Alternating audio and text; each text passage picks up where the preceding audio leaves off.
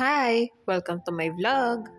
Ang video ko for today ay Nan OptiPro versus Similac Gain Plus na parehas na pang 1 to 3 years old. Request nga pala ito ng isa sa mga viewer ko. Maraming salamat po sa tiwalang binibigyan nyo sa akin para i-review ang mga gatas na ito.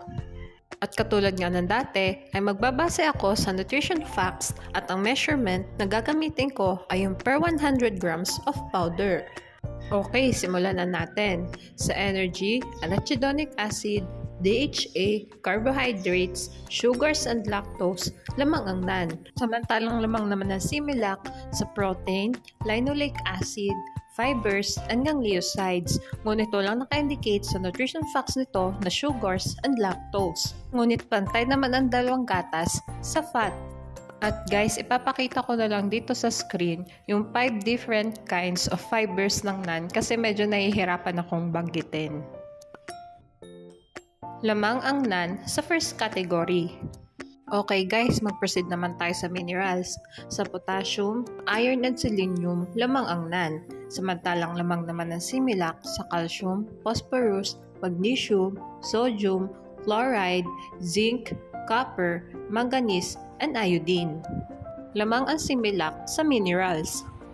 At dito naman tayo sa vitamins. Sa vitamin A, vitamin E, vitamin C, niacin, and vitamin B6, lamang ang NAN. Samantalang lamang naman Similac sa vitamin D, vitamin K, vitamin B1, vitamin B2, folic acid, pantothenic acid, vitamin B12, and biotin.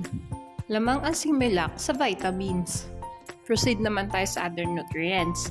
Ang NAN ay may probiotics, fructooligosaccharides, oligosaccharides blend, 2-fucosidilactose. Ngunit wala itong taurine, inositol, B-carotene, lutein, choline, and nucleotides.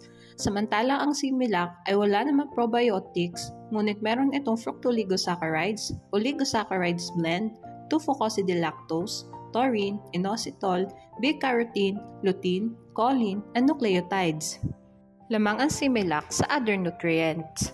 At dito naman tayo sa price, ang last part ng review ko. Paalala guys, pwede mag-iba ang presyo ng dalawang gatas na ito, depende kung saan store nyo sila titingnan. At ang presyo ng ito ay kinuha ko sa Lazada na may parehas na bigat na 2.4 kg ang dalawang gatas. At makikita naman natin na mas mahal ang Similac compare sa Nan OptiPro. Ito na nga ang summary ng review ko today. Sa minerals, vitamins, and other nutrients, lamang ang Similac. Ngunit lamang naman ang NAN sa first category at mas affordable din ito. Basta lagi nating tatandaan, pumili ng gatas na hiyang sa bata. Mahalagang paalala, breast milk is the best milk for babies. Okay, hanggang dito na lang po ang review ko. Sana ay nagustuhan nyo. Thanks for watching. Please like and subscribe for more videos.